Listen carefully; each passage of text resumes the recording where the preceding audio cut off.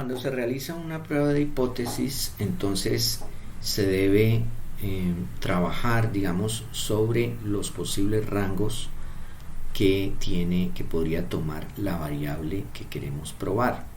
En este caso queremos probar que la media es igual a 50 centímetros por segundo. Entonces esa es nuestra hipótesis nula. Entonces quiere decir que ese valor pues podría ser exactamente 50, pero también podría ser otro valor.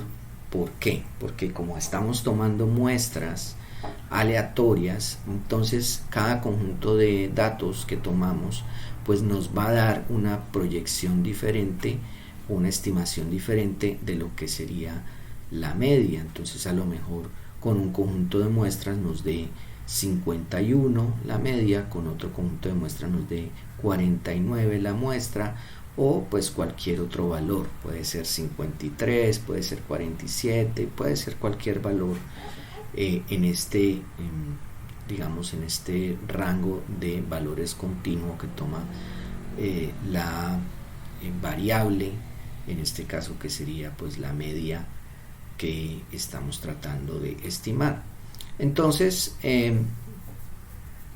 debemos, para poder tomar una decisión acerca de si es válida o no ese cálculo, si es válido o no, pues entonces debemos dividir nuestro eje, digamos, de la variable en tres regiones. Una primera región, que es esta que está aquí en el medio, que está comprendida entre dos límites, uno inferior y otro superior, le llamamos la región de aceptación.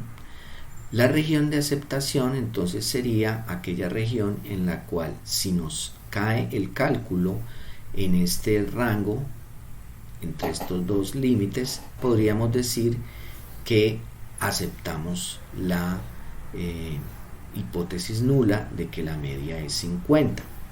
Es decir, estamos aceptando que hay un margen de error debido a las muestras aleatorias, pero que, digamos, nos cayó dentro de esta región.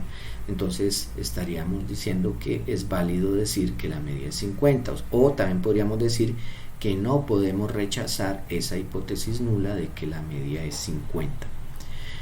Si los valores calculados caen por fuera de esta región de aceptación, es decir, el valor calculado es menor a este límite inferior, o el valor calculado es superior o mayor que este límite superior, entonces estaríamos diciendo que cae en una región que llamamos la región crítica, ¿sí?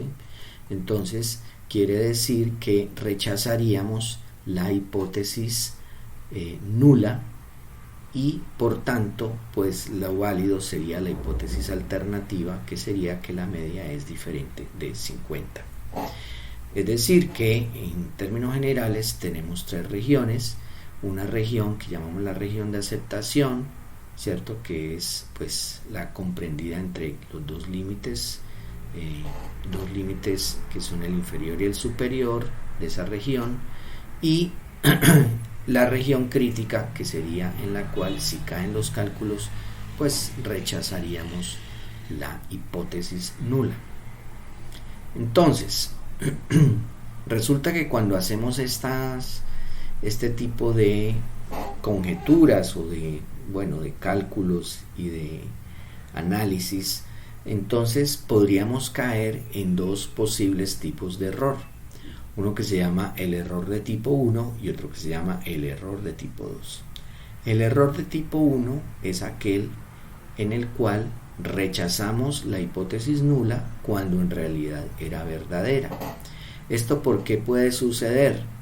Porque puede ser que una muestra de datos particular arrojó un valor del estadístico en la región crítica, cuando en realidad debía estar en la región de aceptación, ¿sí? Es decir, por ejemplo, por alguna razón con ese conjunto de muestras nos dio un valor mayor de 51,5 en este caso, y entonces cae por acá, y entonces llegamos a la conclusión de que rechazamos la hipótesis nula. Pero sin embargo, tal vez la gran mayoría de las otras muestras que tomásemos estarían dentro de la región de aceptación. Fue pues por cuestiones de casualidades, por las aleatoriedades, ¿cierto?, que cayó preciso ese conjunto de datos, nos dio un cálculo por acá, fuera de la región de aceptación. Entonces, a eso se llama un error de tipo 1. El error de tipo 2 consiste en que se acepta la hipótesis nula cuando en realidad es falsa.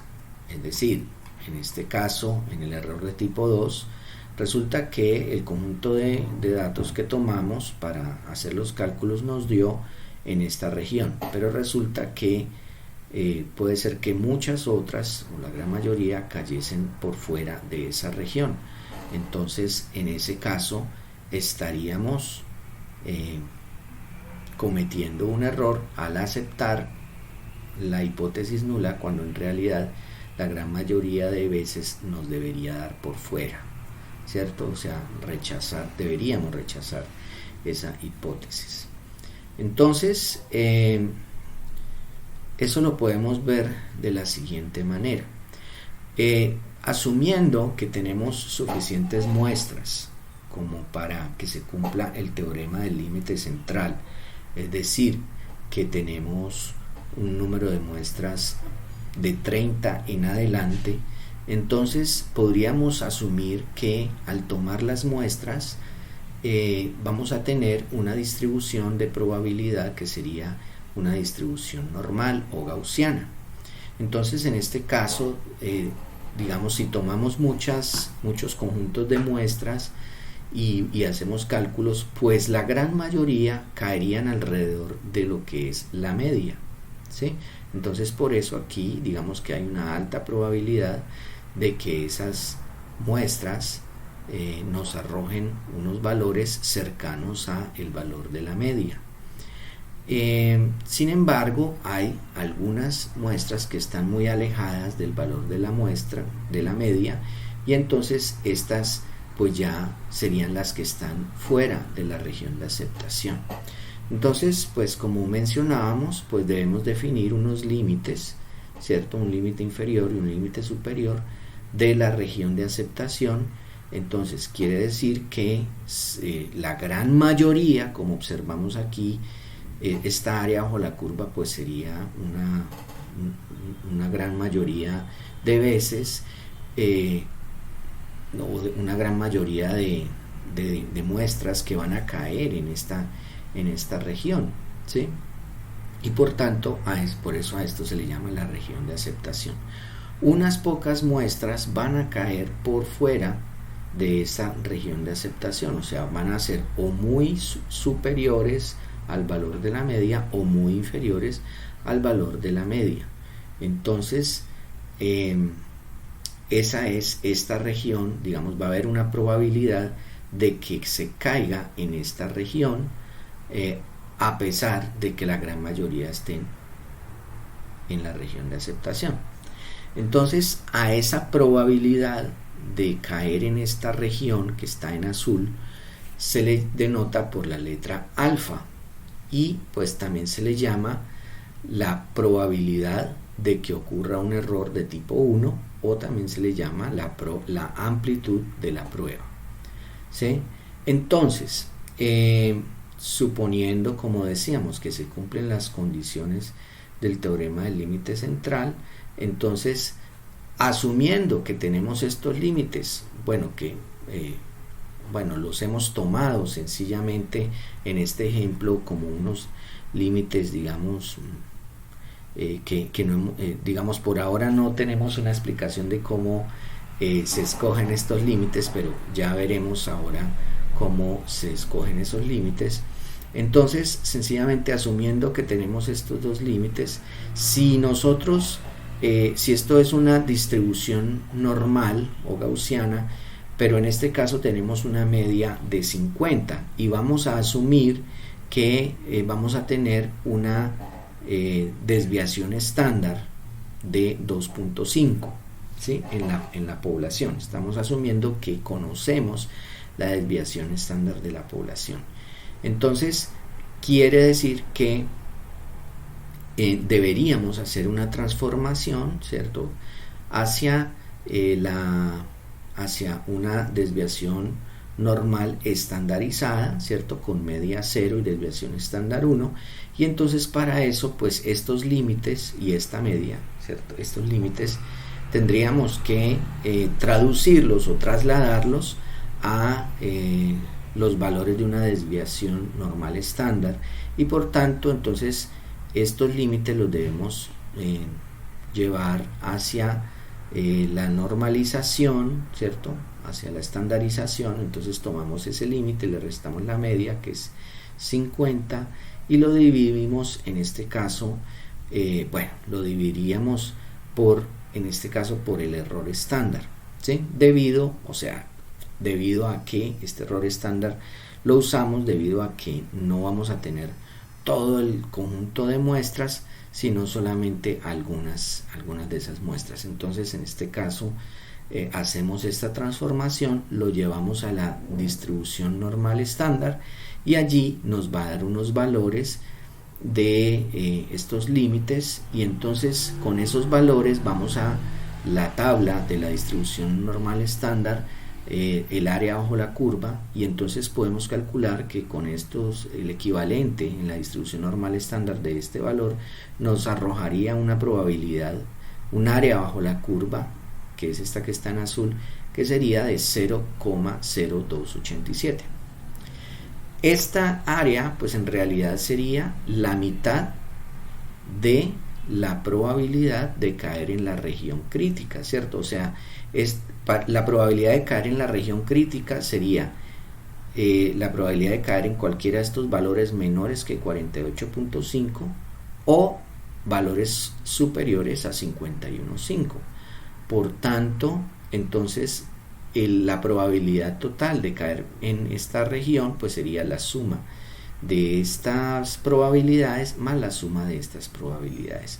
Por esa razón, y debido a que pues la distribución normal es simétrica con respecto al valor de la media, pues entonces vamos a tener que, si una vez hallado este valor de probabilidad en la tabla de la distribución normal, pues entonces lo que hacemos es pues asumir que este es igual, ¿sí? Porque los dos límites van a estar simétricos, digamos, con respecto al valor de la media.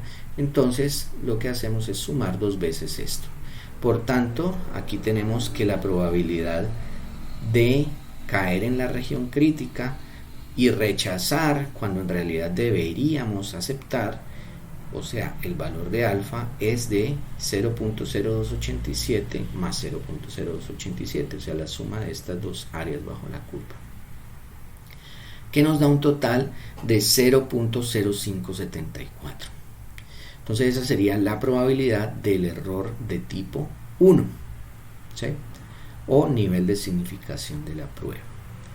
Ahora vamos a entonces interpretar ese resultado. Aquí diríamos, para este ejemplo que acabamos de realizar, el 5.74% de las posibles muestras aleatorias que se tomen llevarían a un error de tipo 1, es decir, rechazo de la hipótesis cuando en realidad es verdadera. ¿Cómo podríamos reducir la probabilidad de este error de tipo 1? Bueno, hay dos maneras. Una es tomando más muestras. En la medida que tomamos más muestras, pues el error en el cálculo se nos va a reducir. La otra es ampliando la región de aceptación. Claro está que aclaro que no es lo mejor, ¿cierto? O sea, yo podría decir, bueno, entonces si queremos disminuir esta probabilidad de error que está aquí sombreada en azul, pues entonces ampliemos esta región de aceptación, o sea, abramos los límites, y al abrir los límites entonces esto se va a hacer más pequeño. Claro está que esto hace que la prueba, ¿sí?, si abrimos estos límites de la región crítica, entonces nuestra prueba va a permitir más valor, o sea, va a ser más permisiva eh, al tomar la decisión, ¿cierto? Porque entonces ya van a entrar otros valores que están más alejados de la media y vamos a asumir que sí la media es 50. Entonces, por tanto, vamos a tener una prueba. Si ampliamos la región de aceptación, pues sí se nos disminuye la probabilidad de error de tipo 1, pero estamos teniendo el inconveniente de que la prueba se nos vuelve muy laxa, muy débil, ¿sí? Y va a aceptar valores muy lejanos de la muestra, de la media, muy alejados de la media, ¿sí? Entonces, pues debemos tener cuidado con esto. Bueno, acerca de la probabilidad de error de tipo 2, a esta probabilidad se le denota por la letra beta, y entonces, asumiendo que tenemos la misma hipótesis nula de que la media es 50, pero suponiendo que en realidad la media fuera 52, los valores críticos que hemos planteado son de 48,5 y 51,5. Entonces quiere decir que estos valores nosotros estamos planteando esto. O sea, aquí decimos la media es 50, ¿sí? Y esta es, nosotros estamos interesados en demostrar que esto es así, que la media es 50 y que la mayoría de muestras van a estar por aquí cerca del 50. Sin embargo, en la realidad vamos a tener esta distribución. En realidad la media real es de 52 y entonces esta línea punteada me va a representar la distribución real de lo que está ocurriendo con la media, ¿sí? Entonces, claro, como hemos planteado unos límites de la región de aceptación que son de 48,5 y de 51,5, pues esos límites equivalen a este punto y a este punto, ¿cierto? Que claro, si fuera si lo estuviéramos haciendo con respecto a esta distribución que suponemos que es lo que ocurre, pues estaría bien, pero como lo que está ocurriendo en realidad es esto que está en la línea punteada, entonces en realidad lo que vamos a tener es esta región, o sea que nuestra región de aceptación en realidad para esta distribución real va a ser este pedazo de acá que está en azul, ¿sí? Sombreado en azul. Entonces, para calcular esa probabilidad de error, o sea, la probabilidad de error de tipo 2 sería esta región que está aquí en azul, ¿cierto? O sea, en realidad la mayoría de medias deberían dar más cerca al 52 en la práctica, ¿cierto? Pero resulta que hay unas que caen en esta región de aceptación.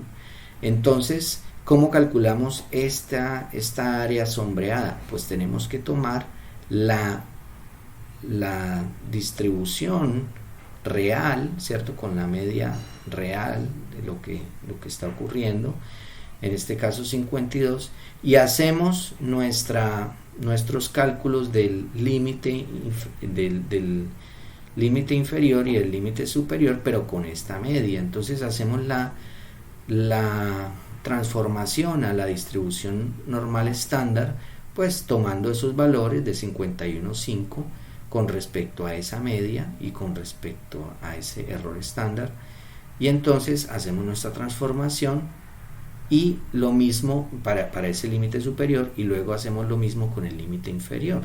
Tomamos el límite inferior de 48,5, lo convertimos con respecto a esta media de 52 con su respectivo error estándar y nos da menos 443. Entonces, con estas dos, entonces para hacer este cálculo de esta área bajo la curva, pues tendríamos que restar dos áreas, ¿cierto?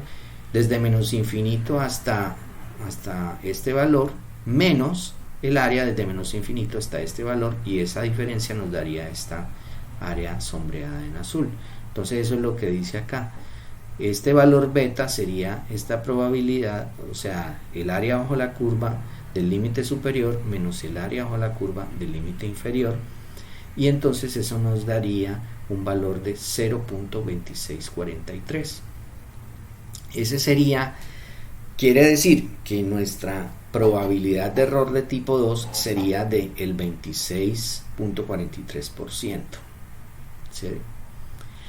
Ahora, con respecto a esta probabilidad de error de tipo 2, podemos observar que en la medida que la media real se acerque a la media que estamos proponiendo en nuestra hipótesis, entonces este error de tipo 2 va a hacerse más grande.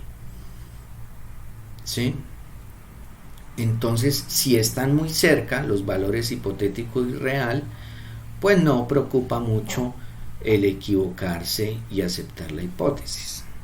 Sí, pues porque ya van a estar muy cerca, entonces en realidad se nos va a volver casi que muy acertada la predicción, digamos, de que las dos medias son iguales. Entonces, pues vamos a ver ahorita cómo se afectan esos valores de alfa y beta, o sea, la probabilidad de error de tipo 1 y la probabilidad de error de tipo 2, si en este caso, pues con una media de 52 y con una media de 50.5, y vamos a tener en cuenta el valor de alfa, ¿sí? El valor de alfa, que sería pues la probabilidad de error de tipo 1, y aquí observamos que el valor de alfa y de beta, entonces para diferentes regiones de aceptación, regiones críticas y regiones de aceptación. Entonces en este caso hay para diferentes valores de muestras. Entonces las dos primeras filas son para 10 muestras y las dos segundas para 16 muestras. La primera fila y la tercera son valores para la región crítica original, la región de aceptación original que hemos planteado entre 48.5 y 51.5, y la segunda y la cuarta son valores para la región crítica, una región crítica más amplia, o sea, entre 48 y 52, una región más amplia.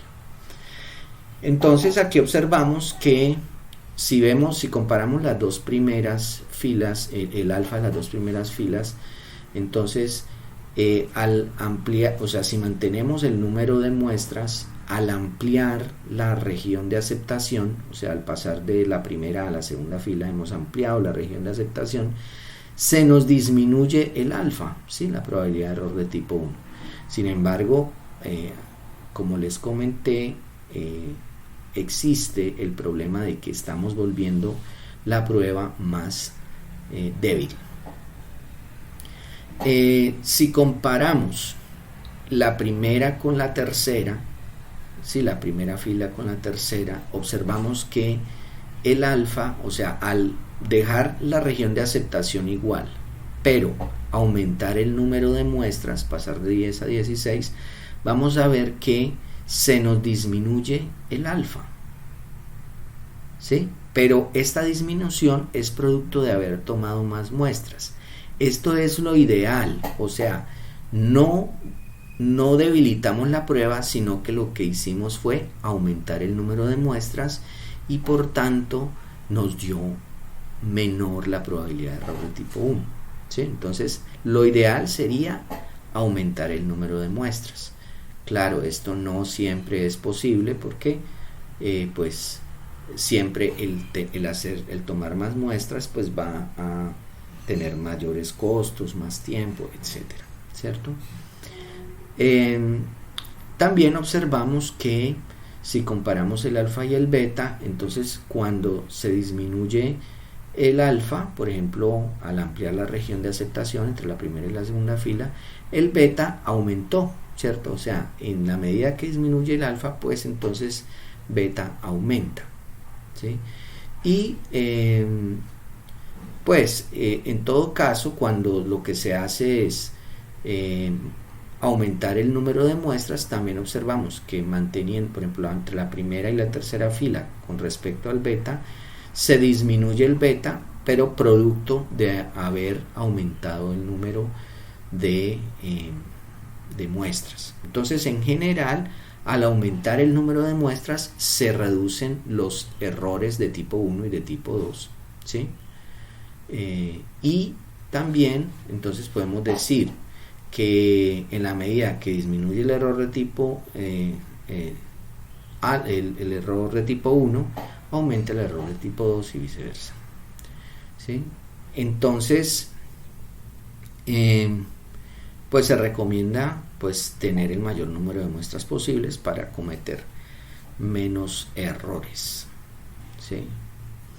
Ahora, con respecto a las conclusiones que se definen al final de la prueba, entonces se considera que el aceptar H0 es una conclusión débil, o sea, el aceptar la hipótesis nula es una conclusión débil debido a que, como mencionamos ahorita, yo podría ampliar la región de aceptación y entonces quedaría aceptada la hipótesis nula. Entonces, aceptarla es una conclusión débil y por tanto se prefiere decir que se acepta la hipótesis nula en lugar de decir se acepta la hipótesis nula, se prefiere decir no puede rechazarse la hipótesis nula, ¿sí? Entonces, no puede rechazarse H0 significa que no se ha encontrado evidencia suficiente para rechazarla. Sin embargo, el no poder rechazar H0 no significa necesariamente que exista una alta probabilidad de que sea verdadera. Puede significar simplemente que se requieren más datos para llegar a una conclusión robusta. Entonces existe pues un concepto que es el de la potencia de una prueba estadística. La potencia de una prueba estadística es la probabilidad de rechazar la hipótesis nula cuando la hipótesis alternativa es verdadera. O sea, la probabilidad de estar en lo correcto, ¿cierto? Rechazar correctamente la hipótesis nula. Y esto se calcula como 1 menos beta, ¿sí? Entonces, en el ejemplo que hemos venido siguiendo, la potencia se calcularía como 1 menos beta. Aquí estamos teniendo en cuenta que la hipótesis nula era la media igual a 50, pero en realidad la media era 52 y el número de muestras era de 10. Entonces, bajo esas condiciones nos dio, ya habíamos calculado, el valor de beta de 0.2643. Entonces, al restar 1 menos beta nos da 0.7357.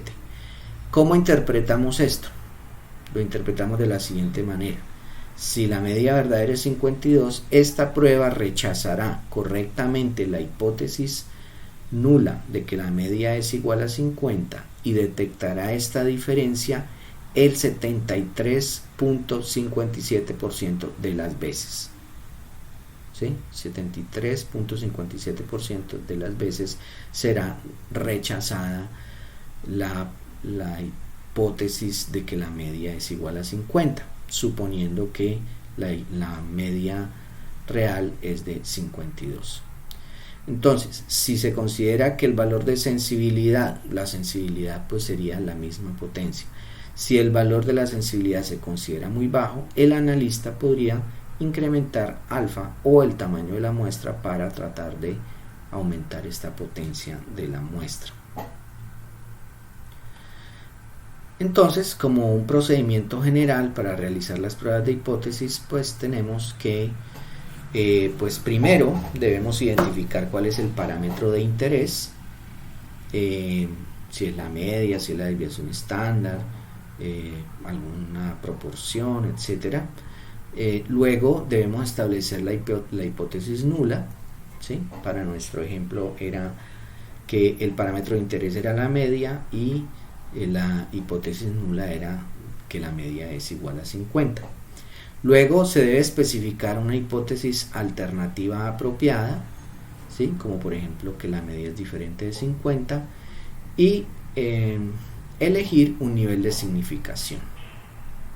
elegir un nivel de significación, o sea, un alfa, o sea, una probabilidad de error de tipo 1. Luego pues se determina cuál es la distribución de probabilidad apropiada para hacer esta prueba y se establece la región de rechazo del estadístico, o sea, se establece cuál es la región crítica y cuál es la región de aceptación, y luego se calculan las cantidades muestrales necesarias, es decir, pues cuánto debe ser el tamaño de la muestra, y finalmente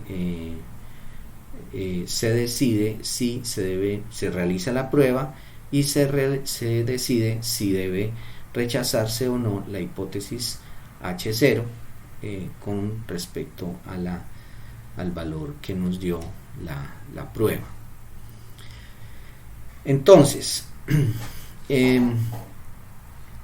¿cómo se determinan esos límites? Entonces la pregunta, hasta ahora habíamos dicho, bueno, supongamos que hay unos límites inferior y superior. Entonces, ahora veremos cómo se determinan esos límites.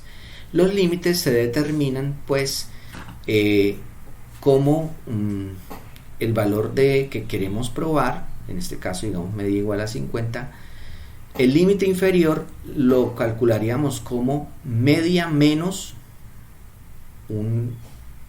digamos, un valor que está determinado por esta, en este caso estamos asumiendo, vamos a hacer la aclaración, estamos asumiendo que vamos a utilizar la distribución normal estándar para hacer la prueba.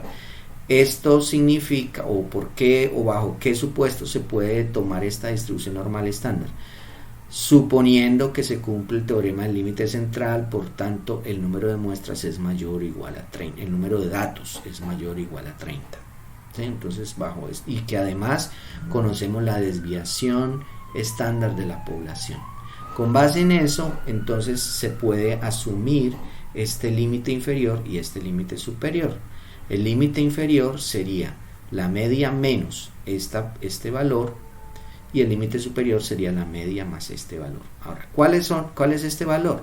Sería z de alfa medios por el error estándar, o sea, sigma, que es la desviación estándar de la población, dividido entre la raíz de n, que es el número de muestras. N es el número de muestras. Y este valor de z de alfa medios, ¿cómo lo hemos calculado? Pues lo hemos calculado asumiendo un alfa, o sea, en realidad lo que hacemos es irnos a la distribución, acá la tenemos, nos vamos a la distribución normal estándar, ¿sí? Bueno, en este caso está dibujada la distribución normal de la variable que estamos midiendo en este caso.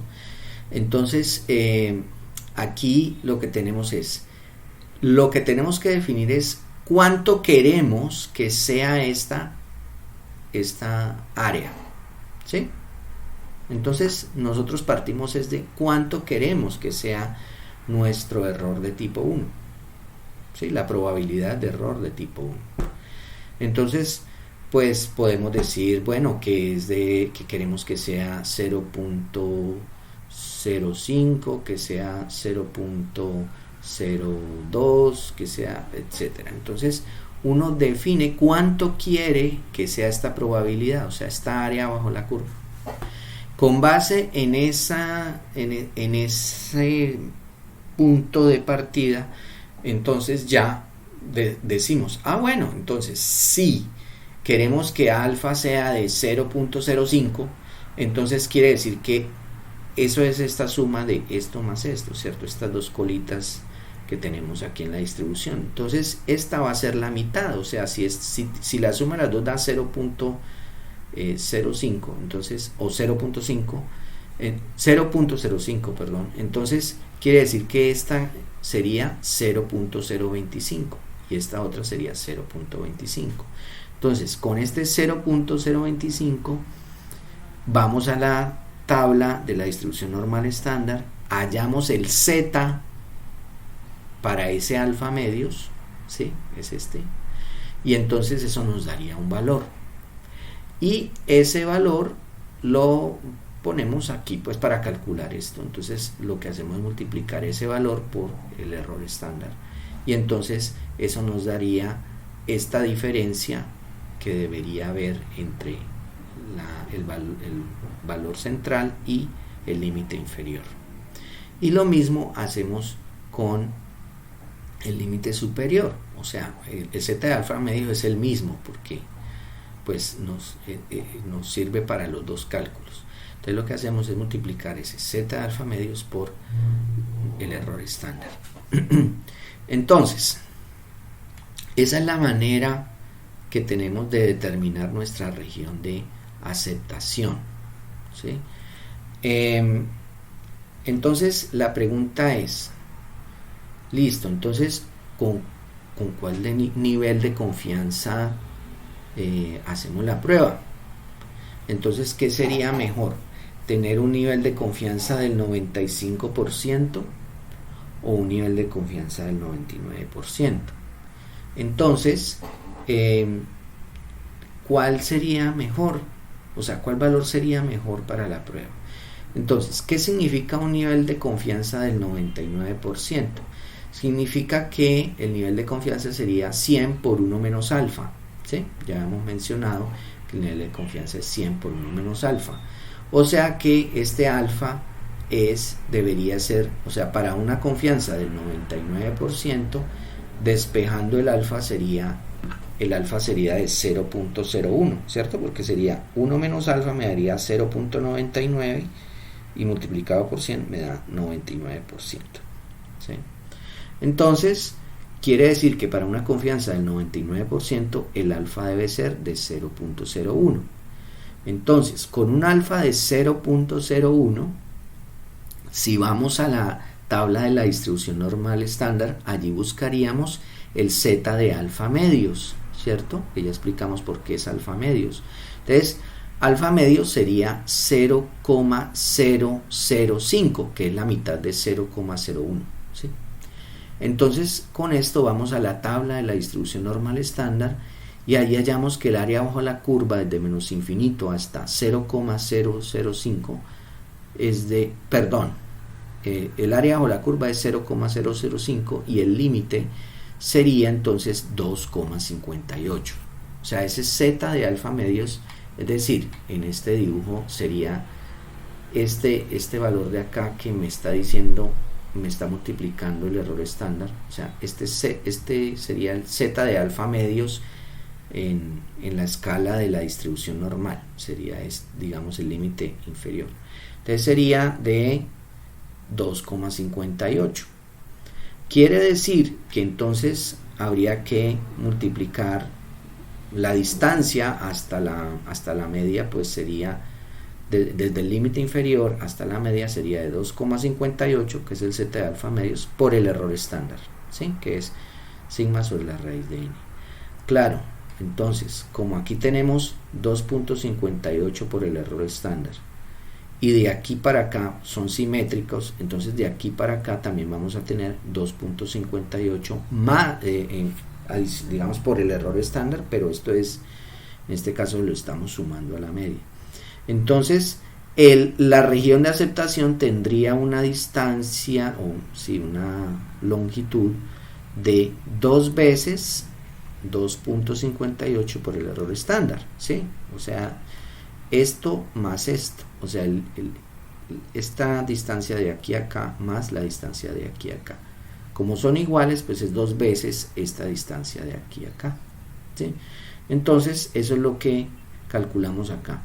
O sea que la longitud del intervalo de la región crítica sería 2 veces por 2,58 por el error estándar. O sea, daría 5,16 el error estándar. 5,16 veces el error estándar.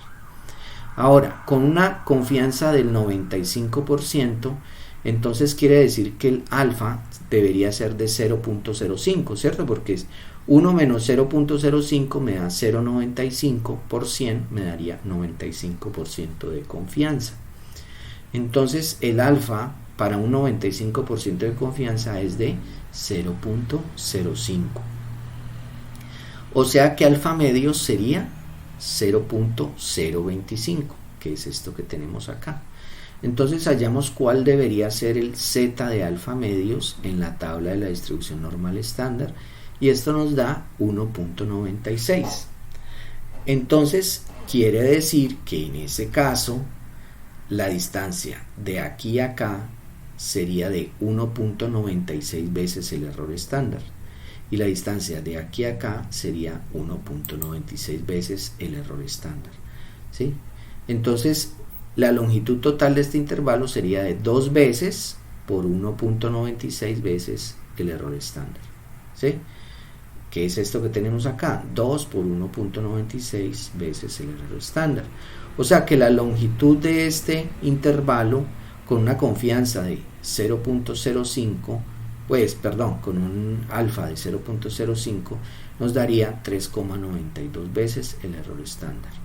Entonces, quiere decir que el intervalo es más estrecho, si la región de aceptación es más pequeña, con un alfa de 0.05 que con uno de 0.01.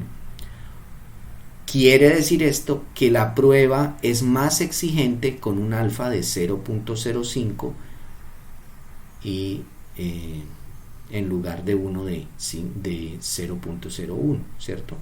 O sea que entre más grande sea este alfa, más exigente será la prueba.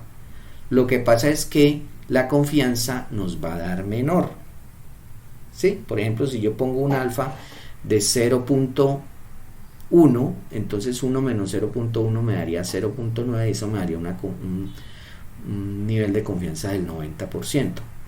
Entonces, lo que pasa es que si la prueba es pasada con un nivel de confianza del 90%, es una prueba mucho más potente, más poderosa que una del 95% o que una del 99%.